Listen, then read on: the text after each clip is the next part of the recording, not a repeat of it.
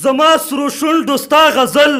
دواړو فساد جوړ کړی د ستا یو لایک زما وربل دواړو فساد جوړ کړی ما د یو څو لایکو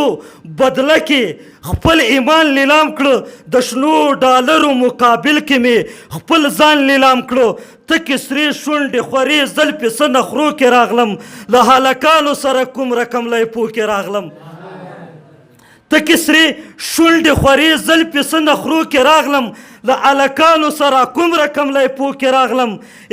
سترګې وهل شونډې چې چل مې زلمي نسل ته درس پر فیسبوکونو یارانې مې نوي فصل ته درس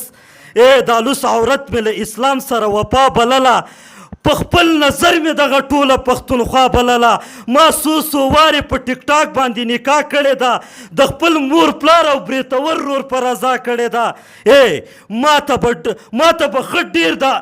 ته به ښه ډېر لیک د عالم په توهینۍ کې راتلل بلا ډالر به راته ښه بې حیایۍ کې راتلل ما ویل داسې دي چې ټولې مسلمانې خویندې پتلون دې واچوي حیا باندې قربانې خویندې ما د سجدې پر ځای ټیک ټاکو کې ګډا شروع کړه په مبارک اسلام مې ښه سمه خندا شروع کړه په مجلسو کې وچ په زور ستا په قلم ګډېدم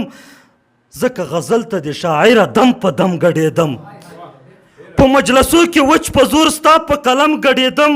ځکه غزل ته د شاعره دم په دم ګډېدم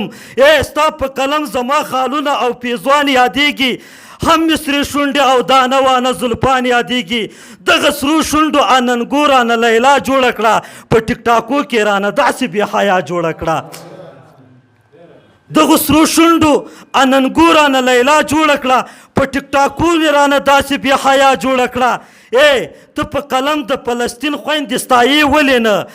د بچي په وینو رنګ میندې ستایې ولې نه په دې قلم باروت وهلې خړ مخونه یاد کړه هغه د پیغلو سپینو خپو کې زنځیرونه یاد کړه د فلسطین د مظلومانو زخمي زړونه یاد کړه یا په ګاونډ کې د ژوندو خښ بشرونه یاد کړه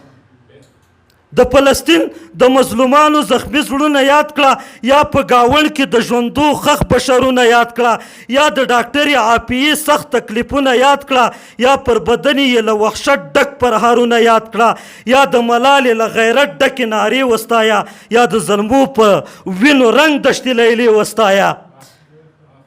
یا د ملالې له غیرت ډکې نارې وستایه یا د ظلمو په وینو رنګ دشتې لیلې وستایه یا د ګودر بمبار وهلي چنارونه یاد کړه یا خو د پیغلو په سرو وینو رنګ شالونه یاد کړه یا یې رنجلوبې آینې په وینو سرې وستایه یا یې پیزوان او دنداسې په وینو سرې وستایه یا د ځوانانو لاس کې سپینې زولنې وستایه یا د ځوانانو په تارو ګنډلې خولې وستایه یا په سپېڅلي پاک قرآن باندې لمبې وستایه یا په تنکو زلمیو ډکې هدیرې وستایه شاعره زما حیا عزت له پاک قرآن وستایه په دې قلم دې د الله پیغمبران وستایه شاعره زما حیا عزت له پاک قرآن وستایه په دې قلم دې د الله پیغمبران وستایه شاعره خیر د نور زما شونډې لالونه څه کړې په غونډه زنه 3-4 شینکي خالونه څه کړې خیر د شاعره نور زما لیچې باڼه څه کوي بادامي سترګې اننګي دواړه لیمه څه کوي شاعره زما تک سره لاسونه او پاپۍ څه کوي زما په غاړه لونګین او غاړکۍ څه کوي شاعره خیر د برګوده روشن منګی څه کوي زړګی مې واخله زړه دې راکړه نو زړګی څه کوي شاعره ته د عالمانو توهین سله کوي د پاک نبي د وارثانو توهین سله کوي شاعره راشه ته له داسې غزلو توبه کړه په خپل قلم د یوې خور له اندامو توبه کړه شاعره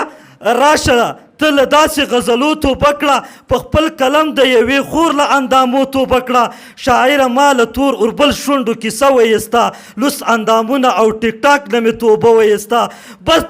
بس ته توبه کړه معاشره نور ګناهګاره نشي دوړکی نسل دی عمل کې گرفتاره نشي ځوانانو خویندو پام اسلام ډیر مبارک دین ده د دنیوي او اخروي خوندونه ډک دین ده ته هم لیواله بزرګ نه بزرګي مه کوه ته هم لیواله بزرګ نه بزرګي مه کوه د خپل قلم د دومره ډیر طرفداري مه کوه لیواله ستا له قلم هم د لونګین بوی راځي له غزلونه دې اشنا رنګین رنګین بوی راځي له غزلونه دې اشنا رنګین رنګین بوی راځي له توجه مو نړۍ منم غواړئ د شیبه باران اونیزه مشاعره کې برخه واخلئ د شیبه باران مشاعره د هرې جمعې په ورځ د ماسپښین 2 بجې ترسره کیږي پته د لومړي مکرویانو وروستی تمځای د سمټ خانې درې لارۍ مقبل مارکیټ د طلایي دروازې ښوونیز مرکز د اړیکې شمیره 0 اویا شپږ څلوېښت اته څلوېښت 101